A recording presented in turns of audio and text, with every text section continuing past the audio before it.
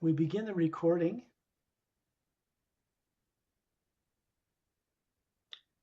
And this means that your ability to be telepathic has been activated. Whether you're consciously fully ever aware in the body you have on Earth now or not. It's not about the body on Earth being consciously aware of it anyway. It's about the Atma you are running that body being consciously aware of it. Because that's what is really consciously aware, not the body. The body is a device, a machine. You can't take it with you unless you're really fortunate and you have help from beings from other worlds who know the technology. You cannot immortalize the body you have. You should be able to have that choice for yourself. That choice was removed from people a long time ago, but not on every planet. On Earth in particular, this was done. This goes back into a history you have no idea ever existed. I mean, there's 65 million years that have gone by since the big dinosaurs deliberately made extinct on this planet. 65 million years. Now, there have been cultures on this planet from other worlds in all that time. So where are they in your memory? See the problem? One lifetime and one body and one brain cannot contain such extensive knowledge. The awakened Atma running that body knows it and can communicate whatever it wants to the body you're running for whatever purpose. 10 lifetimes, 100 lifetimes, whatever is necessary. But there's no need for the Atma you are to burden the human consciousness with hundreds of former lives. Probably would distort your physical life and make it impossible to live a normal life here. You'd be seeing all those other lives, most of them much greater in longevity and ability. And then you'd have to compare them to the life you have here, and it would be torture. I know what that torture's like because I've had to go through it in this life. And that's just being able to recall quite a few other lives that were pertinent to developing this work. And they were greater in every way than the one I'm living now. But the one I'm living now, the Atma I am, is far more aware about the multidimensional nature of creation than I was as Ambassador Sean Rawl on planet Norexilum in the Galactic Alliance, for instance. Much more aware than Captain Kalin was 100,000 years ago, who was a captain in the Galactic Alliance as it was back then. These are things that were important for me to recover against all odds, keeping silent about it most of my life, not being able to share it with anyone. It was a very difficult road. And towards that road and to that degree, I had to decide to do something constructive with what I went through, or whine and complain about it, or hold on to anger and revenge, to races from the stars that created much of this problem. The real problem is, why were we vulnerable to be caught in the first place and forced to be on Earth with no memory? This is one of the most important questions anyone can ask. The source energy itself, the hue, divine spirit, whatever you want to call it, the first sound behind creation. It is a living, conscious, single power. It is not an individual. We are individuals comprised of the same energy as source, but individualized. We never lose that individuality. We become co-creators with that source, that omnipresent power, which is not an individual. This is something that's not taught to people on Earth. It keeps them very ignorant. It keeps them vulnerable to fear and artificially created and implanted negative feelings.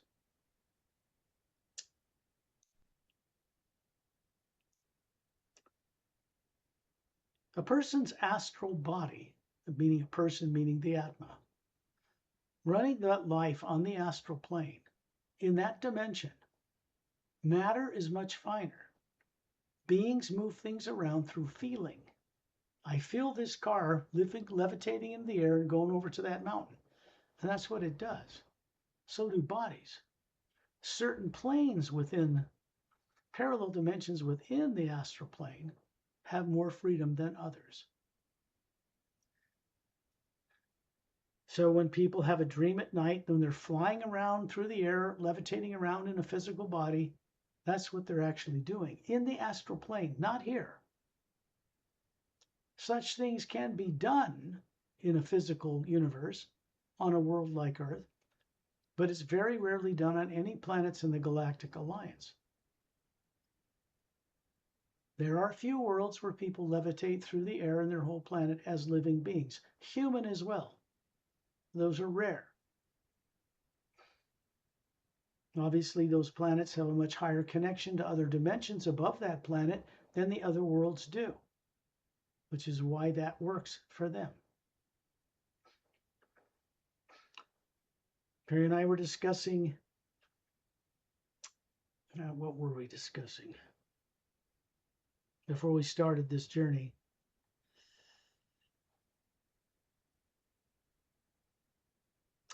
About technology. Longevity and the ceasing of aging of a human body is a much more evolved science that exists and is very ancient out in the cosmos, because they understand the billion-plus genomes that make up the twin strands of DNA. In human bodies on Earth, it's 2 strands. In human bodies in other worlds, it's 4. So what happened? How did people get stripped down to 2? And even on the 2-stranded DNA, certain things like controlling the telomere at each end of the DNA, it's a device that regulates duplicating cells. And when they divide, the telomere shrinks. This was done through precise sound frequency manipulations. And it is precise sound frequencies that can turn on all the different genomes on a DNA and have them all working normally. That science exists, but the technology to apply each precise sound frequency on a molecular level and know what you're doing is not on this planet at this time. There are people that are putting out sound devices, making money from sound this and sound that, 440 kilohertz and music you hear on the internet, that's heal this or heal that, but I've seen no evidence that it does any of that. It's pleasant, it's meditative, it can help a person attain serenity of being, but I don't see that any of the sounds they're touting actually do what they claim for anyone. So it's kind of entertainment, a nice entertainment. I haven't seen any evidence of anybody publicly announcing that some sound device someone's put out on the world is curing this or curing that or doing anything. Certainly not reversing aging or anything like that. And that's a precise science. The sound frequencies and the technology itself that allows people to apply it to human beings and change their DNA on a molecular level is ancient. It's not new. It's just not on Earth yet. Disclosure and what we're doing has everything to do with making it available for all this kind of technological and spiritual advancements to be on this earth. Obviously, the way the world is run by leaders and governments now and religions is in conflict with being able to do that, because everything's based about taxes and money and governments and lying and dishonesty. And lying and dishonesty in any form is only destructive. No good can come from dishonest or deceit. And no good has ever come from anyone being dishonest or deceitful. They don't know that on Earth yet, so they keep making decisions based on their own fear. And so we have a world in turmoil, a world run by people afraid to let go and tell the truth. What is underway now has to do with compelling them to do that, whether they want it or not. Because the fact and the truth is, none of us on Earth and no government anywhere would survive. What they're doing with weapons and technology, the directions they're heading things, when they're making decisions based on fear, they are always incorrect. No good can come from decisions being based on fear. Fear is negative. The repercussions in space-time when people put out fear is to get fear back. The omnipresent living power in the universe that supports all those billions of stars just in our galaxy alone reflects what we put out, good and bad, in whatever measure we do it. This is the truth of enlightened spirituality. This is the truth of enlightened consciousness. For many beings on many worlds out there, they all know this growing up. They don't have to be taught it. You don't have to convince anybody to stop the way they're having governments behave.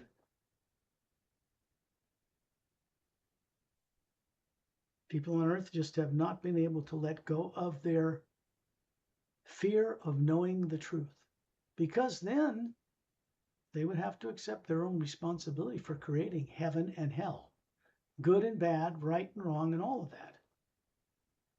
Because it's people on Earth for Earth people that's maintaining the illusion that we're living in now. We go on these journeys to start to let go of illusion. Maya. It's an Indian term for illusion. Something that is not real, but is believed to be real, is Maya. Or Maya, however you want to say it. The principle of positive and negative energies, like two poles of a battery, to create some form between them, was never meant for us to get caught up in one pole or another. It was never meant for us to imagine in negative and positive waves, in conflicting ways, our whole lives. That's how people are raised on Earth. That's how they're trained. They don't have much other choice. So we're going on these journeys to undo what was done. And we, in fact, have to be responsible for our part in undoing what was done to us. We have to acquire the wisdom that goes with keeping freedom when it's given back to us, when it's awakened. We do not want some master to drop a freedom on our head only for us to lose it through some subconscious fear a day later. There's no point to that. It's a waste of time. The master teachers I know and that have been introduced to you do not waste their time with people. Prayers don't affect them. Action does. Showing them the right attitude, showing them you really want to know, you really want to recover, they pay attention to that. All I'm doing is endeavoring to get people to ask the right questions and become aware of the vast nature of the universe they live in and the vast nature of the Atma they are, and recover them. Recover them in a gradual way so they can be masterful and have the choice of choosing not to imagine negative things about the present or future. As you know as well as I, people on Earth are busy imagining negative things about the present and future all the time.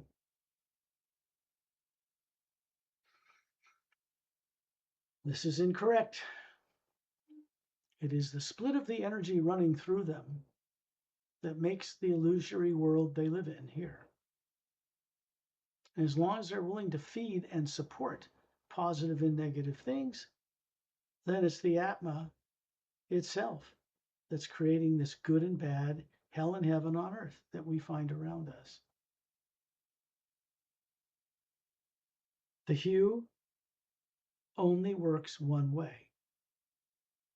The hue does not work with positive and negative imagination, either one. It works with visualization in that we see where we want to go and what we want to do on a journey. And then it takes us there. The one power is the one power that teleports us from point A to point B. We don't do that. I can set up the conditions as an app and say, I want to go to Norexlum, and the hue can take me there. It's the omnipresent power in the universe I travel through to get there. It's a piece of cake. It's easy as pie for masters or the hue to do any of this.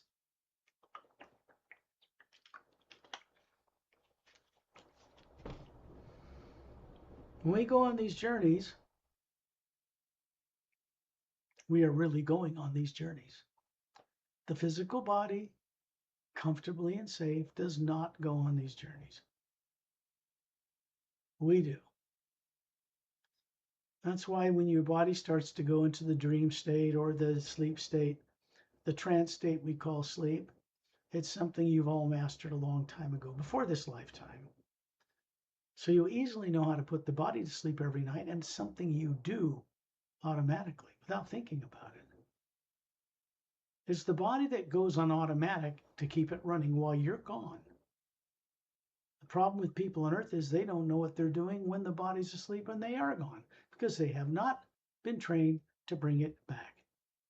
The faculties of the Atma required to do all of that are simply turned off or shut down or ignored. Fear gets in the way of using the higher faculties of the Atma. Fear does not mix with the right use of the higher faculties of the Atma. The Atma is not from the lower worlds. It does not work directly with such things.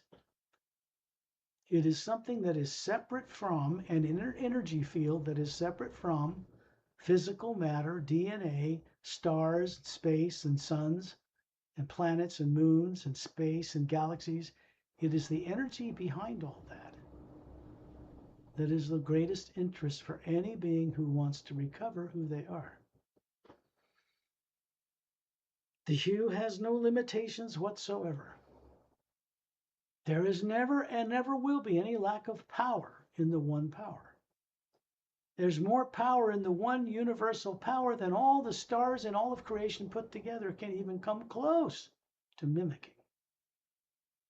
That energy around those stars is much more vast than all the little galaxies that float in it. Think of it that way, and you'll be on the right track.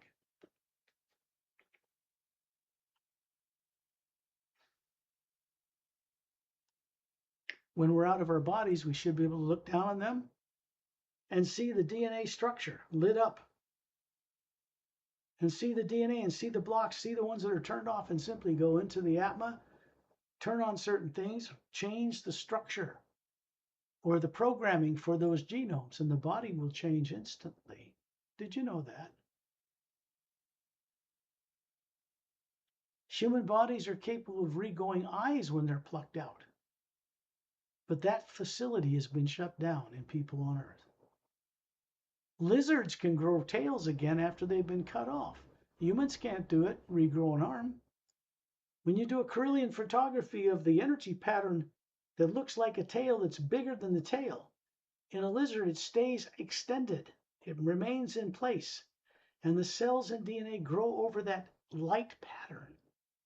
In human beings, if they lose a limb, the light pattern recedes into the body, and it's not there to grow over. And see, that's not correct. That's not the way. Human beings were evolved to be able to do that a long time ago, and this was shut down in people. We're going into the hue 6 times. I will do it with my vocal cords. Y'all just simply join in with the Atma, which has a perfect singing voice, if you want to call it that.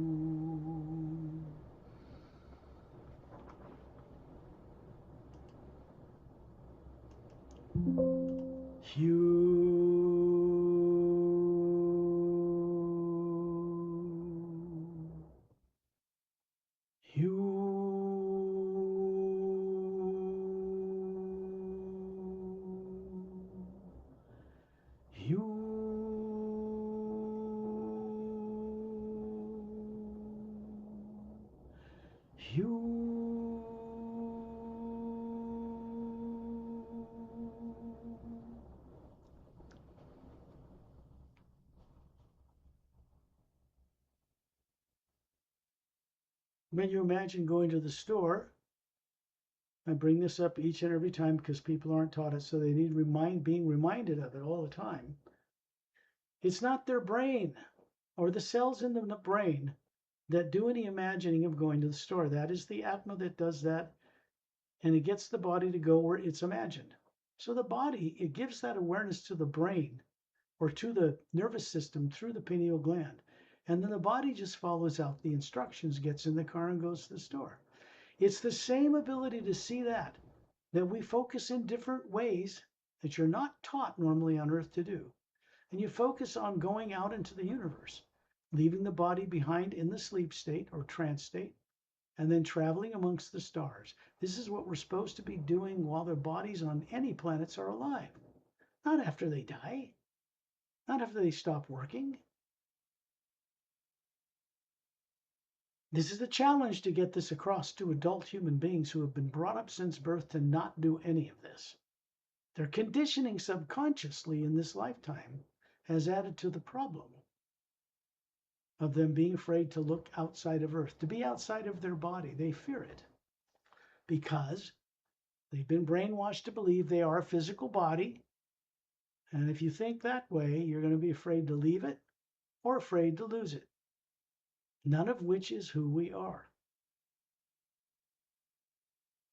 None of us have ever been a physical body.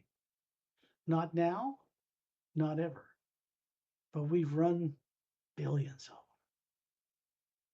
over periods of time you can't even comprehend in the human consciousness. When you're up near the ceiling looking at your body, that's easy. You all have the ability to do that. It's simply looking with the imagination, the ability to see from the Atma down at your body, because you're out of it, up above near the ceiling. And there is a galactic alliance couple assigned to each of us on these journeys because for now that's necessary. On normal worlds, this would not be necessary. And so they're hovering beside you and they're showing you a 36-year-old, perfectly formed, perfect human form, much more elegant and vibrant than, say, what our bodies are on Earth. But you're showing them the same kind of 36-year-old form. It's a projection from the white core of the Atma that's not made of matter or DNA or atoms, but it's what we show each other. It's what we've done for billions of years. It's a natural ability of an Atma to show each other the unique nature of what we look like that has some form to it, because the Atma is spherical in its energy. The consciousness is spherical and energy. It is the energy behind energy. It's the 0-point energy. It's the energy of the universe. It's divine spirit. It's the first sound, the first word behind creation. It's not a printed word in a book. You can print Hugh, H-U, in a book, first half of the word human. But the sound we do with our vocal cords, aloud or silently inside, is meant to, it's a synchronicity that links with the actual sound in the universe. Hugh sounds like that sound on some levels. And so we connect with it. That's just the first step. Meditation is to calm the emotions and mind and thoughts. That's all it's for, so you can leave and go on journeys. So meditation is only the first step. The mistake many people make with meditation is they still the mind and emotions and then they think they're done and they go nowhere and do nothing. They're supposed to become very active once the mind and emotional bodies on the other planes are in the trance state called sleep, just like you put your physical body in for this journey.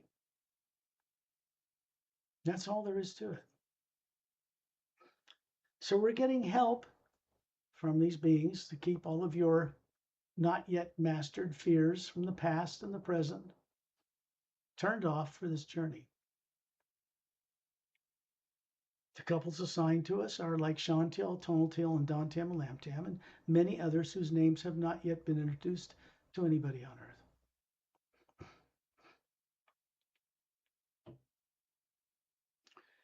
The Galactic Emerald Star cruiser spaceship over a mile long and the very large 10-mile-long ones are more streamlined and advanced than they were 100,000 years ago at the time of Captain Calum.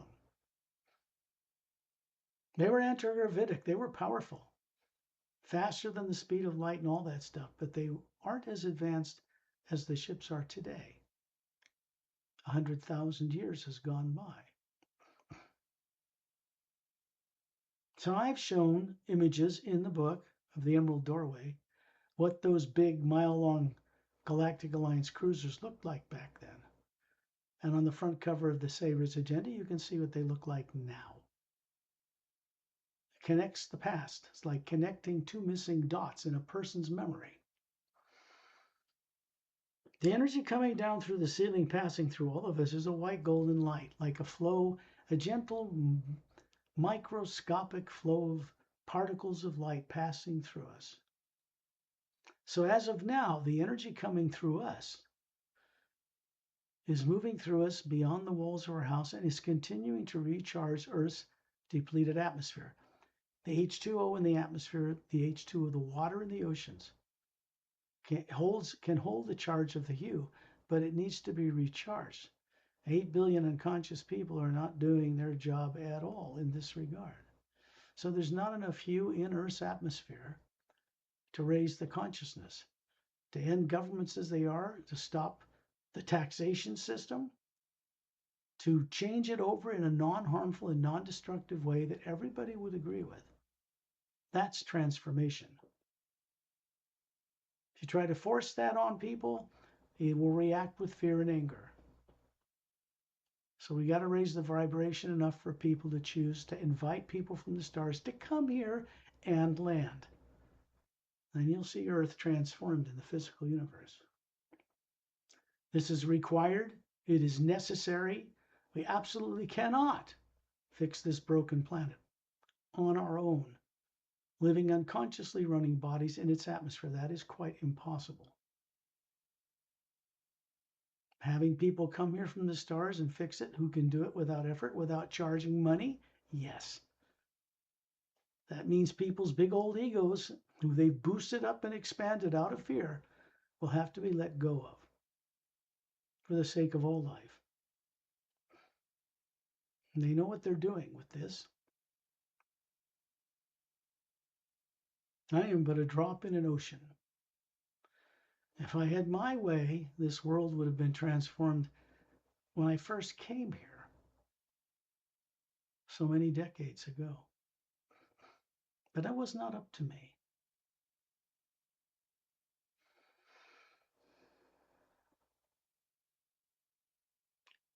The energy increases coming through the ceiling, and we find ourselves in space in a circle of beings around Ambassador Turellian, Master Ambassador Turellian, I might add. You'll never catch him calling himself a master. He has no need for people to worship at his feet, for crying out loud. These beings don't have any of those petty needs that people on Earth think are so valuable. No. Their motivation for why they do what they do has nothing to do with the petty baubles of money or power on Earth at all. And yet people will try to project their petty little consciousnesses onto people from other planets and insist they join their religion or go to hell. This is not going to work. It's not going to work now, and it's not going to work a million years from now. Many of the beings who pick up on people's prayers that are in the great of heavens beyond Earth's atmosphere hear this stuff. They ignore most of it because most of it is selfish. And most of it is not because people really want a paradise on Earth. They want to excuse themselves from the responsibility of change to go live in a paradise somewhere else without having to change at all. That doesn't work. And it never will. Change has to come to Earth. Turellian has his thumbs up, closed fists, and a foot-thick golden white around, a little brighter than the hue of outer space that we see all around us as atmas. The sound is a deep humming, almost a gentle rumbling, almost like thunder. No lightning, and it's uplifting because it's the white golden light moving through us in space, from space. It is space.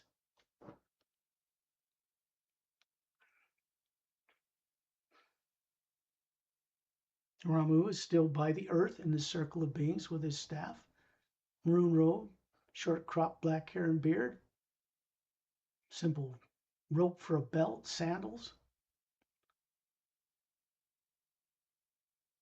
Master Opellum is on the opposite side of that circle, away from Earth, to my right.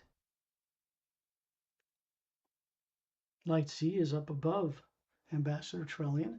Directly above Ambassador Trellian, the sphere he is running, this 18-foot tall body he shows us, that looks like a Greek god, is Eta and Din. Dren, silica-based DNA, vibrant, wonderful beings.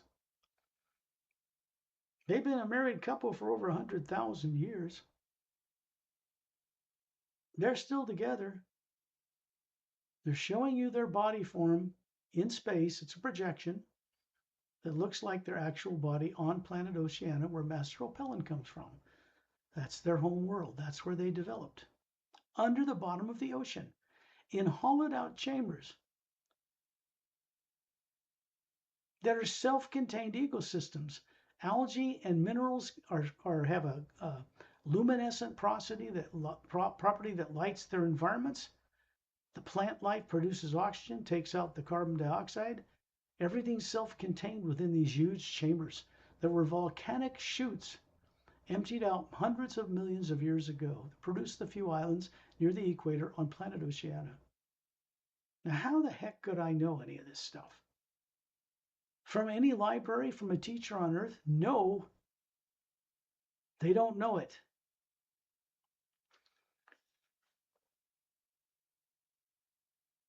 As you know, when you look up above, Etendin is light C. Light C comes here voluntarily. He doesn't even have a physical, mental, causal, or astral or physical body. But he does have an etheric body. And he does cross over the void all the time and work in the Hue Expansion Ray Academy. He was the first master teacher to volunteer to work there. So we'll go visit where he works on this journey. Why not?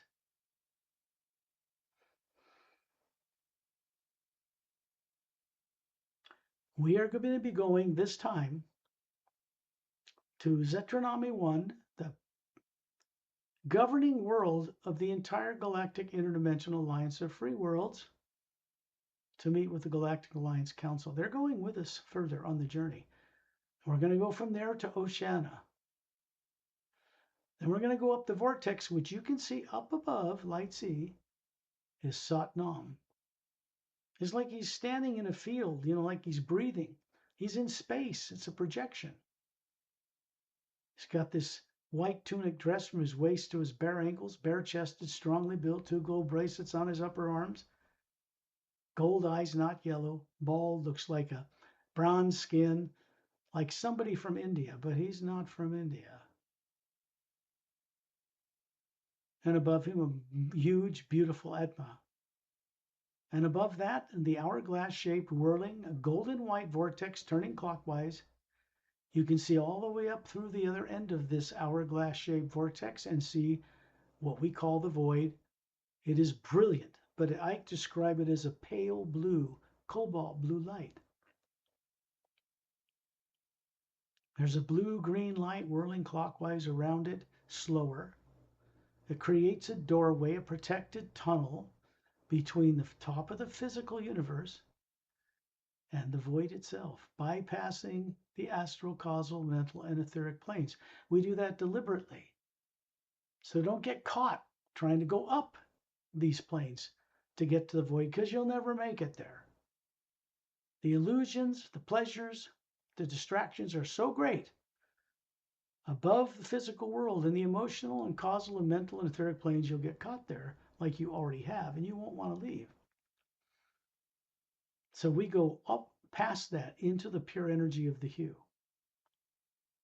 And we go to the Hue Expansion Ray Academy. We go up to the source itself, meet with the source, prime creator, and come back to Earth through the etheric, mental, causal, astral, and physical forms to get them working together on our way back and get them contributing to recharge the Hue in their realm and to help us recharge it in hours. When you see an aurora borealis, it's really the hue still charging, keeping things alive, but it's in the upper atmosphere. It's not in the water down on Earth where it should be. People don't know it. Scientists do not understand this. They see the phenomena and call it phenomena. They don't know what the hell it's doing it or why. Oh, it's charged ion particles from the sun at night. Well, that's true, but there's much more to it than that now, isn't there? If you're not aware of it, you can't take advantage of it. If you are aware of it, you can. If you know how to turn on the telomeres on the end of the DNA in a human body so they don't shrink, then you can take advantage of it. If you're not aware of how to do it, you cannot do it. Pretty simple. There are other master teachers with us besides the Galactic Alliance couple assigned to each of you. There are master teachers from different places in the physical galaxy. Some have come here from the causal, astral, and mental planes to go with us on the journey to bypass being caught themselves and get up into the upper realities. The Galactic Alliance Council goes on these journeys with us for the same purpose, because they bring back energy that can benefit trillions of beings on hundreds and hundreds of billions of spacefaring planetary systems out there, all of which are now committed to free the people who live on Earth. And this is no small challenge.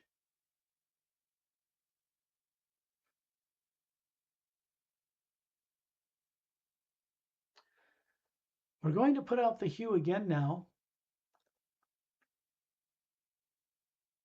a number of times. And we're going to be adding our energy to that portal between the physical universe of space outside of Earth's atmosphere and the void, and it will continue all the way up to the source itself. It is a vortex that is continuously maintained from the physical universe outside in space for the first time ever, all the way to source itself. You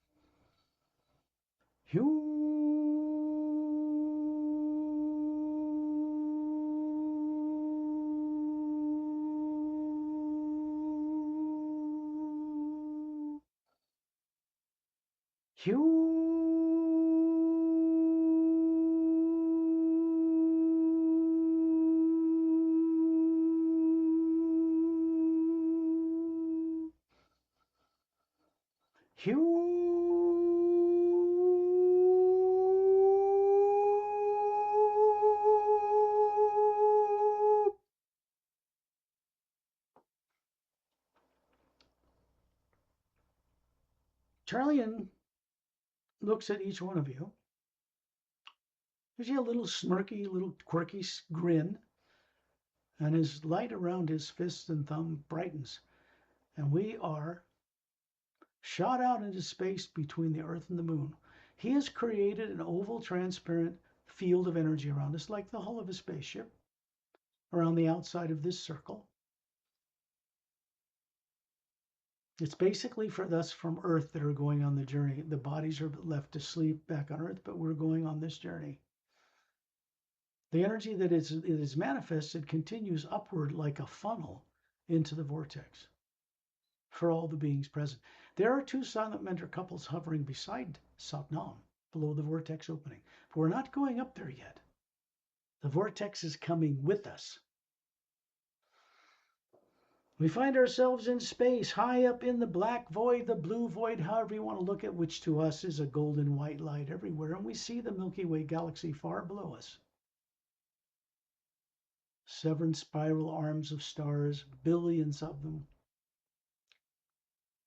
And we're suddenly projected in a long arc, in a beam of light, all the way down towards the galactic core, about a third of the way into the big bulge of more closely clustered together stars. And we stop above a particular world, 4 times bigger than Earth, has a luminous atmosphere, slightly lavender and pink, clouds, 3 planets the size of Earth at different distances orbiting this big planet. None of them have polar ice caps. They all have dome cities and life. Out in the distance, we can see there are 3 stars, trinary star system, that these worlds orbit. Great big blue, hot, young, giant blue star, thousands of times bigger than Earth's sun. Further out, a yellow sun, bigger than Earth's, 1,000 times bigger, but smaller than the blue one. And then you have a third sun further out.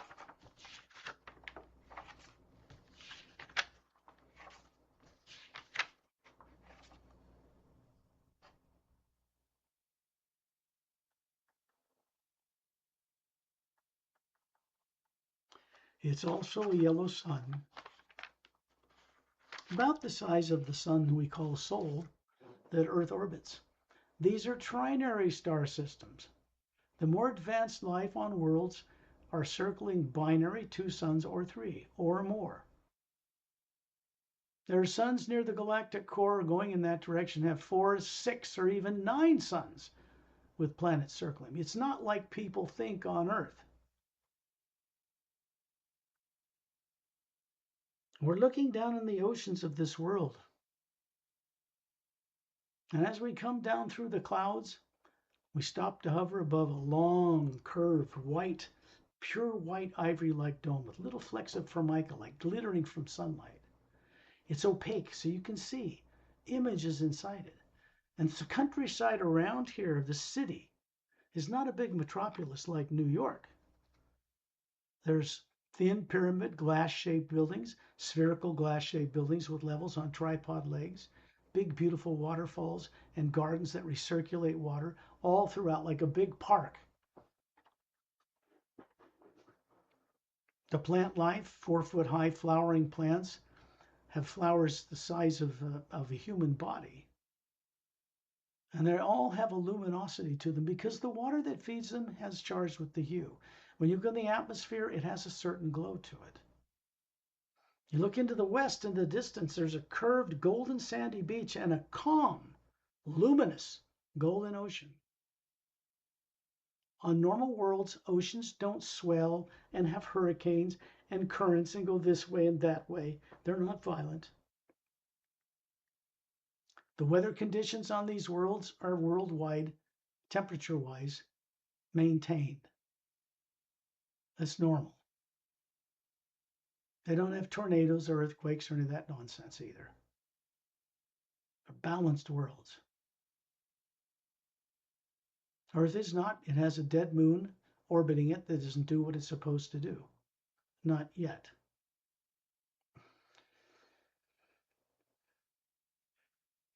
And then you can see into this dome. If you pay attention way in the distance, you'll see a spaceport. There's a 10-mile-long cylindrical Emerald Star cruiser landed on a blue, long, it's not an oval. What do you call it? It's a long and then it's curved rounded edges and it's sitting on it. It's about a foot thick. It's blue material.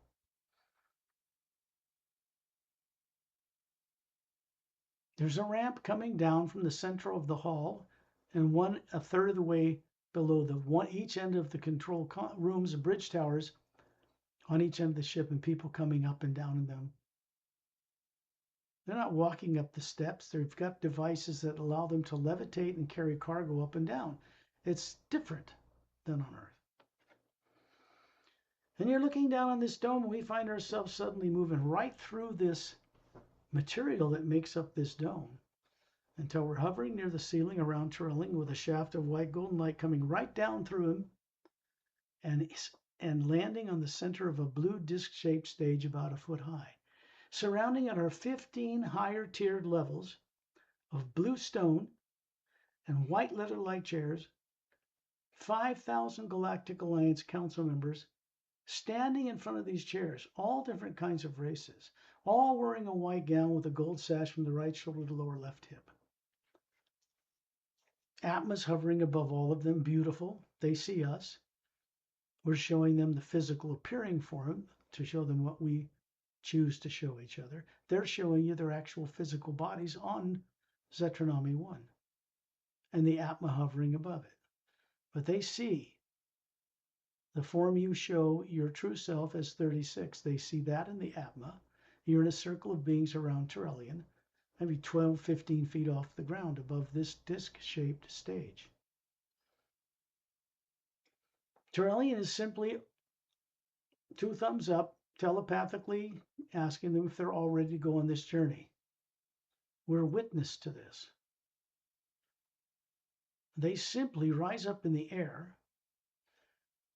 The Atmas, the body forms, sit down in the white chairs and close their eyes, and they are going with us.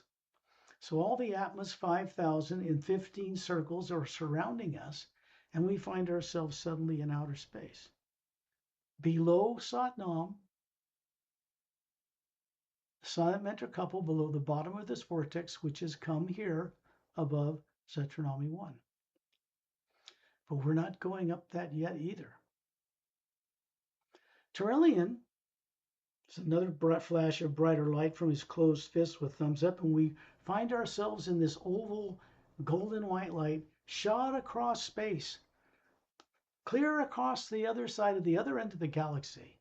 And we come down into a world 2/3 of the way out one of the spiral arms, far away from where Earth is in one of the spiral arms, and we come down and hover above this planet. We see it's 4 times bigger than Earth, just like Zetranami1. It is mostly ocean, radiant blue, slight tinge of green, but the whole world is covered with a calm, luminous ocean. The atmosphere has a glow to it. There are worlds circling Oceana that are moons that have life. It also orbits a trinary star system.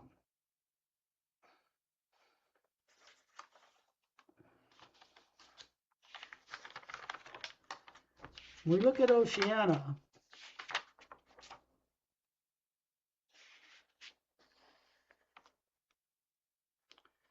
they have 3 moons the size of Earth, also with no polar ice caps. There's dome cities in all 4 worlds, but the big world is all water covered. It's mostly ocean. These worlds orbit a trinary sun system, one big blue, white, young giant star, a bit further out a yellow sun larger than Earth's sun, and further out is referred to by astronomers on Earth as a red dwarf. And we're going down inside the atmosphere of this planet. And Opelum has left the circle and he's heading the way, guiding us. You can see his body there, the Atma hovering above it. It's a projected form he's showing us. His actual body's on the planet. Et and Din are heading around each side of his shoulders with Atmas hovering above them. Their actual bodies are also on planet Oceana. The ones we're seeing are projections like the ones you show them. And we come down into this luminous atmosphere. We pass through the atmosphere, and then we're suddenly looking above several islands near the equator. The ocean is luminous.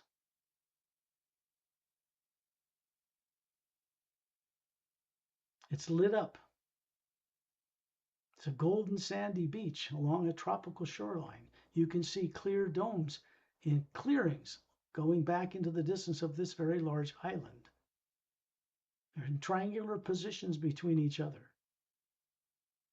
Now, Pelham, you suddenly see, disappears, and he's now looking at you with his right hand up, standing in a Galactic Alliance uniform on that luminous beach.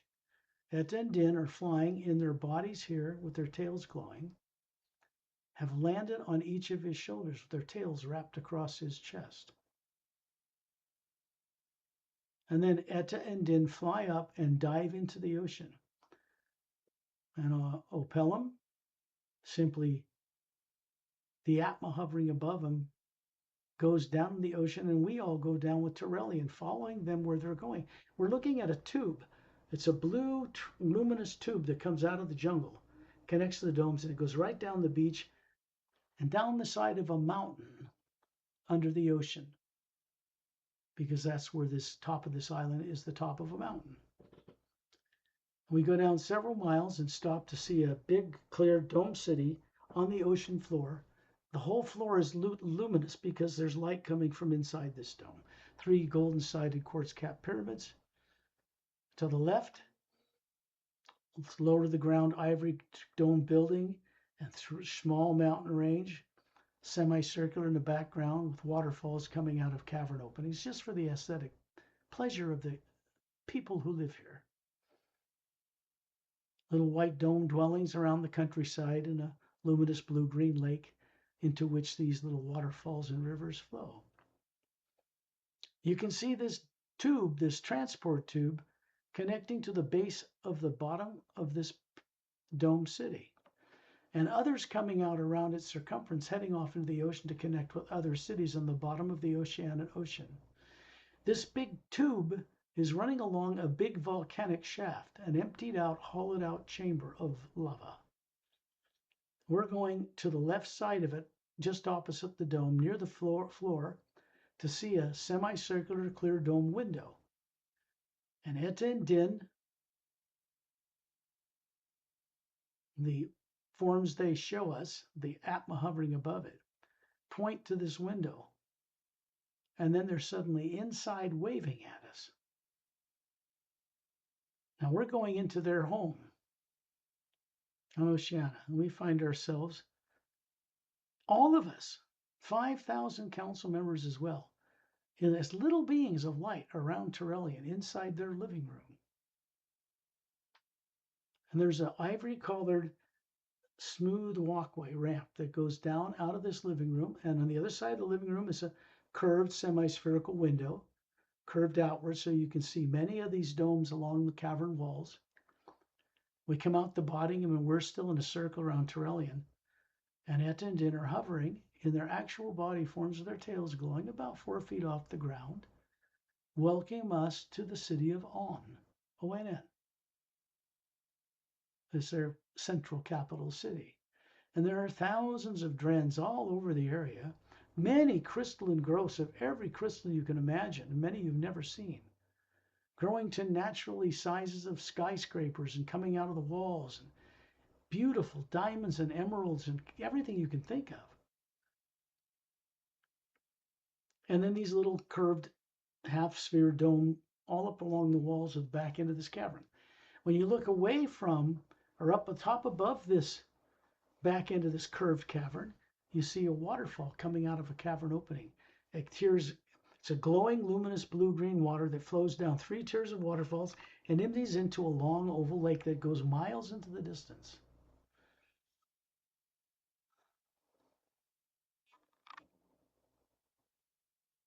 Etta and Din are telepathic. They have photographic memories, like you should have. So they're talking to you, welcoming them, all of us, all of you, and the 5,000 council members and master teachers alike, to this place under the bottom of the Oceana Ocean. And we find ourselves in space around Torellian. It's quite instant, direct projection. And we're below the bottom of this vortex that has come with us. This time, Satnam and the 2 sonnet mentor couples disappear like streams of teardrop-shaped light up into the vortex, and we follow them. Torellian's fists with thumbs up activate, and we are shot upward. We come out the other end. We are moving upward in a very infinite, vast, cobalt blue, luminous space. This is above the etheric plane. We are in the place some people on earth think is the realm of the Supreme Being. It is not.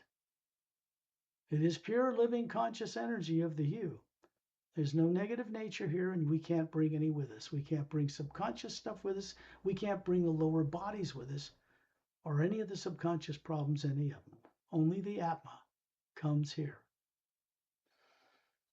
We're moving upward at tremendous speed until we come to a white sandy beach, diamond-like and glowing, that extends in both directions as far as you can see and curves in on itself, which implies it's surrounding a very vast circular landmass, floating in a space that's not of matter, time, and energy in space, not molecules. It's not part of the lower worlds. It's pure hue energy. Everything here from the void upward is self-luminous, including you. We generate our own light to light our own way. But it doesn't matter because everything around us is a light, living light anyway.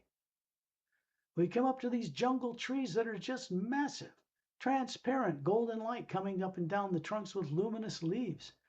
Palm trees and fruit trees and trees you haven't even seen on Earth. We are on the shore of the Atma plane, the first realm, cosmic realm above the void, Satnam's realm. We have landed on that beach and received one single spherical crystal from that beach many times. So Satnam is moving over the top of the jungle trees until we come to stop and look down in a clearing. About 100 feet wide is a white stone floor. Surrounding are 7 concentric layers of botanical gardens, flowering plants 4 foot high. And in the center of this white stone circular 100-foot wide floor is a fountain, scalloped white edged, with a statue of Satnam standing in it. Same form. He's hovering beside it, pointing to it, so you can't miss what this is. It is a device. It's not Satnam. He's standing beside it. It's an interdimensional portal. 2 gold bracelets on his upper arms, his palms facing outward at the side of his hips. There's this light of a shaft of golden white light coming down into the statue, coming out his palms, filling this bowl. It's pouring in an evening glistening sheet around the scalloped edge of this fountain and disappearing into the ground behind a circular donut-shaped flat white marble sitting seat with 12 intricately scrolled legs that support it. In the distance, you can see a diagonal blue stone, snow-covered mountain range. At the base, the center of it, is this 2 huge lapis lazuli stone laced with gold pillars holding up a 4-sided, golden-sided, quartz-capped dome, or not dome, roof. And the bottom up 3 sets of golden steps sitting in the center is like a throne chair made out of a blue like quartz, polished rounded edges. There's no cushion. Satnam never sits in it. It's an interdimensional doorway. We're going to go up that doorway. Behind there is a 15-foot high triangular opening leading into the base of the mountain, outside the base of the mountain. And there's a much taller fountain, scalloped blue stoned, 30 feet across, and a Christmas tree, blue-green light, constantly taking the shape of like a Christmas fir tree, with a shaft of white golden light coming down over it. That's another portal. And we're going to go up above as a group of beings. There's a light, a shaft of light coming down through the quartz in the top of this roof, 4-sided, down into this chair, disappears in the ground. So we are suddenly shot up this shaft of light. We come out. We are up above the very point of the Hue Expansion Ray Academy Tower. This plane is built in a special parallel dimension between the top of Satnam's realm, which is quite vast, and the beginning of the 6th realm. We don't explore those realms yet because they're not material in any way. Realms of light and wonder. We're looking down at the point of this cobalt blue, glass-like tower goes down all the way down, and the base of it comes out of a circular white island surrounded by a blue-green luminous lake and 6 bluestone snow-covered mountains. They're way in the center of this vast landmass. We're looking down at a fountain. It's bigger than the one in the pyramid, through the pyramid opening at the back of the base of the mountains in Satnam's realm. It's bigger.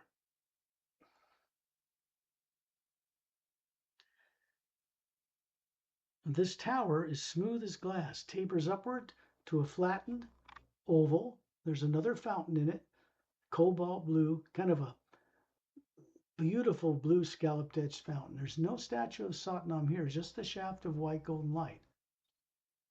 We're hovering above it, looking down the point of this crystalline tower, just above the peaks of these 6 snow-covered bluestone mountain ranges.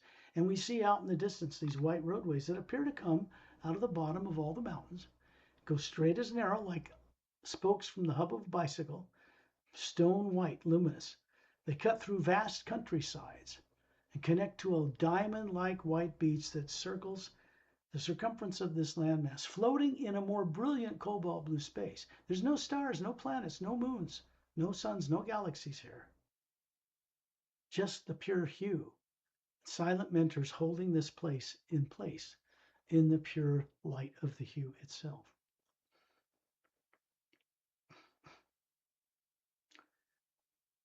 There are many teaching facilities all down all these roadways.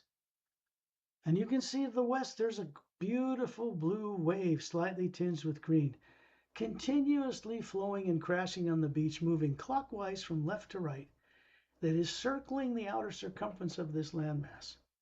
It comes back to where it began and keeps going. It is something silent mentors use to keep this place floating in this massive blue light that surrounds it. Inside the light that surrounds it is also the pure golden white light of Source, blended behind it.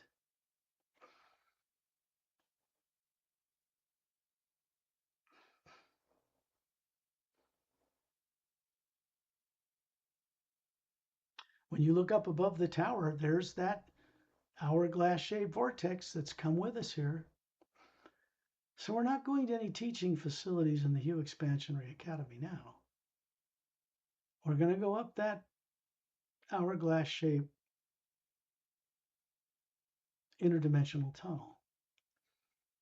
Turelian's still projecting this oval, golden, white, transparent light around us, and we are shot up in a blur of light all the way up this vortex.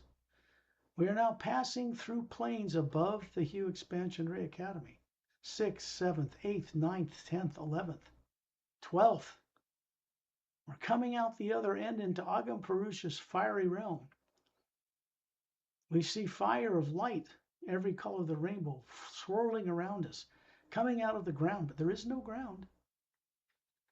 Just everywhere. And in the distance, we see a big, massive, spherical being approaching us. This is Agam Purusha. This being, his job, his purpose, is to maintain this pure, raw energy state.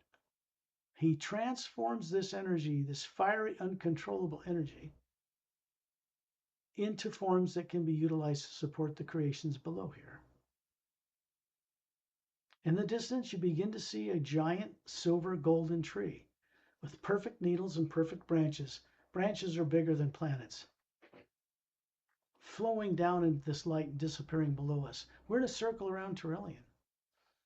Agam Purusha is right there talking with us, telling us we have permission to go up this giant fir tree. The trunk is radiant with white golden light moving up and down.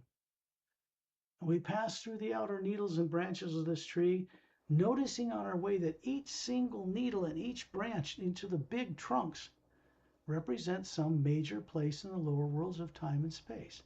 Individual planets, individual moons, galaxies, doorways, parallel dimensions in each plane below the void. It's all there in this tree of life. And then we're shot up this trunk of this tree. We come out into a much more fantastically brilliant cobalt blue space. The next realm above the Agam Purusha is the ocean of sound and light, the realm of prime creator, source. This is where we originate from, all of us. We're moving through this vast cobalt blue luminosity towards a single thing that seems to be in the center of it all. It's a silver golden galaxy turning on its axis. That's what it looks like. And then Trillian's passing us right through the outer layers that look like individual stars, and we suddenly realize these are brighter than stars and galaxies. They're individual beings. We're passing between them. There's space between them like two stars in the galaxy. We're passing through all these layers until we get to the bulge of the galactic core of this structure. And then we're passing through the outer layers of it, and we come out into a hollowed out interior. Floating in the exact center is a white luminous island, much brighter than anything below. And hovering above it is a spherical presence, thousands of times larger than we are. Thousands of spectral colors of light, making up different levels of functionality. I guess you could call them different faculties of expression. As we move between these teardrops, we find out they're as far apart as two stars in space, and we're suddenly shot into the center. The very center of the pure white golden light of source or prime creator. And what we realize, because you don't find a physical appearing form you're projecting here. No, that's been withdrawn into the core of your Atma. Only the Atma can come here. No physical appearing form of any kind. And then we find ourselves listening to the kindness, I guess you could say, or the voice of the Ancient One, silent, prime creator, I guess. It sounds like a deep baritone voice with a subtle bell-like tones of a feminine nature. Hard to describe. The sound of the music of the spheres emanating from around this is beyond any billions of orchestras on Earth, and it's all in perfect harmony. There's one presiding tone coming from the source itself, moving through us. It's like this beautiful melodic sound of a flute. It's actually a telepathic communication. Then we begin to hear Prime Creator speak. And he speaks to each one of us individually, simultaneously. Because this is not an individual being. It's a manifestation of a presence we can speak with that is a focus of all atmas that exist throughout the multidimensional universe. Welcome home, travelers. You have come here again. This is good. To arrive here means that you are aware of this presence where you started your original journey, and the source you see before you is aware of you. This is important because once this happens, it cannot be reversed. It is one way. Whatever happens to you in your lives now will continue to recover all you were made to forget, including all of your higher faculties and abilities of being, when you are trusting yourself enough to wield such capabilities for the good of all life in all of the creation. This is required. It takes courage beyond most beings to come this far. Courage that is innately dwelling within each of you as the Atma. It has nothing to do with the body form or ego you're running back on Earth. This is who you really are. This is where you really live. If you look out into this huge expanse of stars circling this center, you realize you're one of them. You also realize you've never left here. Everything else is a bit of an illusion, but it wasn't meant to be that you would run bodies on the lower planes and forget what you are that's running them and start to believe you are those body forms. This is the problem.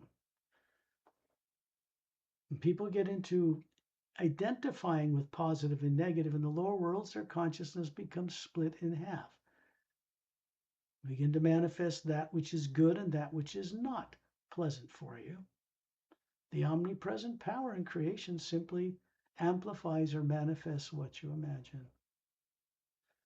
What is underway now is designed to end this captivity of having a subconscious mind as part of the beings in the lower worlds.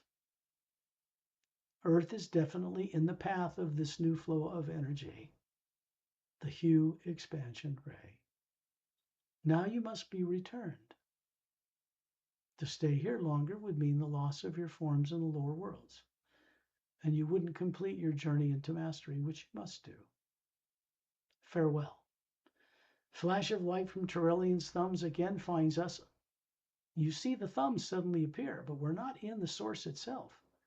We're moving down through Agam Purusha's fiery realm, all the way down through the plains, right through the top of the tower, between the 6 bluestone snow-covered mountains, right down through the base of the tower, out the bottom of the Hue Expansion Ray Academy, and right through the top of Satnam's statue in a fountain, and right down the bottom of that fountain and all the way down through the void, and we stop to pause, hovering what looks like a multicolored aurora borealis, which is the barrier between the top of the etheric and the beginning of the void, and we pass through it easily.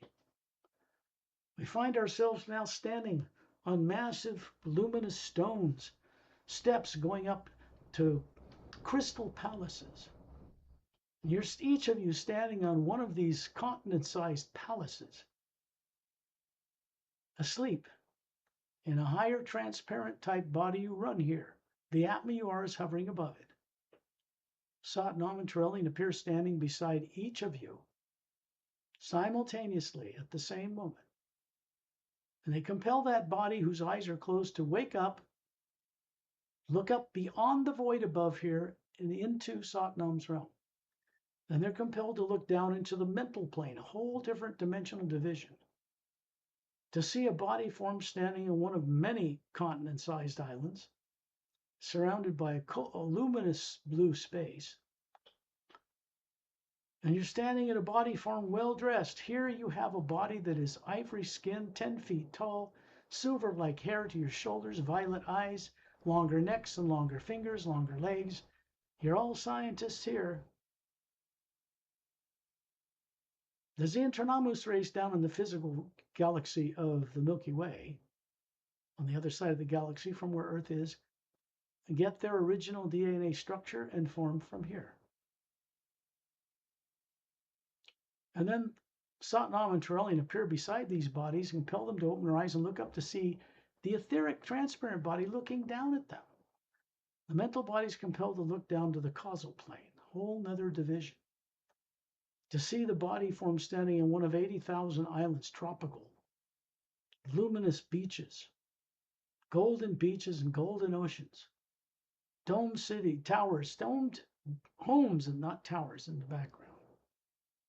You're standing on a semicircular white stone balcony extended from a dome with your eyes closed. You look to be about 36, maybe 38. Your eyes are closed and Satnam and Terrellian appear beside it, get it to open its eyes and look up and see the causal body looking down on it. It's compelled to look right down through all the parallel dimensions and right into you in the astral plane, standing on a diamond blue-like beach with a luminous blue calm ocean around you, jungle paradise behind you, bare feet.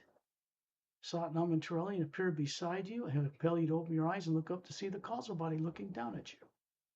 And then you are compelled, this body, to look down and see you're hovering near the ceiling as the Atma.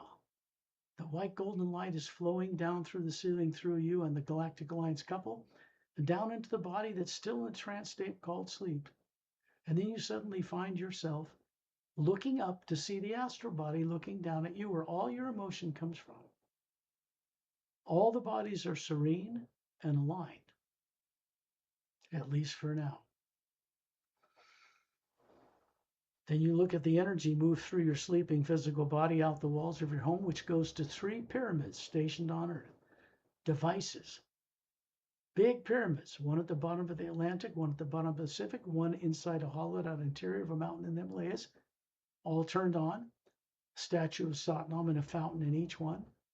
projecting a beam of light from all three into one greater beam, which is projected through the solar system to an even larger pyramid, golden sided with a quartz crown, that is hovering stationary between two stably separate asteroids, holding it balanced. That beam is then projected from a fountain in that pyramid all the way to the center of the Milky Way galaxy, to the galactic core. The so-called black hole isn't black at all. And it's not a hole. It's an interdimensional portal, a shaft of white golden light. And the energy through us now has gone through Earth's atmosphere on the way to the pyramids to charge it for our benefit and for the benefit of all life. And then it's gone back to the galactic core, and it goes back up that shaft, up through the dimensions, all the way back to source where we just came from. We are back. When you're ready, open your eyes.